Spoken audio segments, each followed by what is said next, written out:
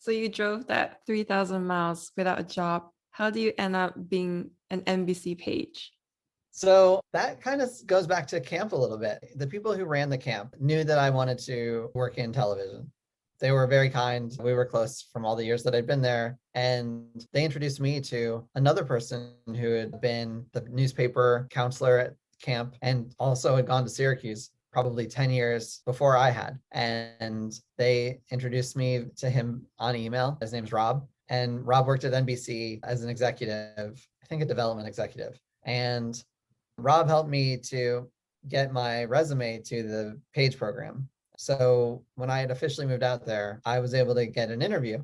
And, you sit down and like, I have very little on my resume.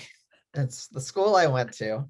And then I did this cross country trip for a really long time because of my love of camp, another summer at camp, even after I graduated. So I traveled for almost 9 months around the country, around the US before I officially moved out to LA.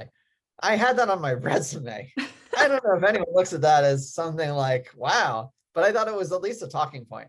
And then I could say, wherever you lived, if you lived in the US or grew up in the US, chances are I've been pretty close to your hometown. And so I had what I thought was a pretty good meeting with the people at the Page program who ran it. And they said, check back in about 8 weeks and see what you have. We'll see if we have an opening. Because the way the Page program works is they don't actually know how many people they need to hire, certainly at least at the time.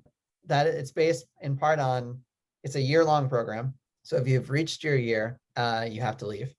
But also, jobs open up often at NBC. And a lot of times for those entry-level positions, they like hiring pages. And so you never know how many people will end up getting jobs at a certain point. And so the number of losses equals the number of openings. So that's why they often say like, we don't know. So check back in a couple of weeks and we'll see where you are.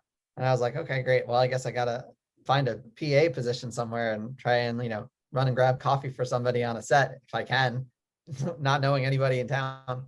So I'm driving back to my cousin's place and there's a call they had a landline only at the time. I'm a little old.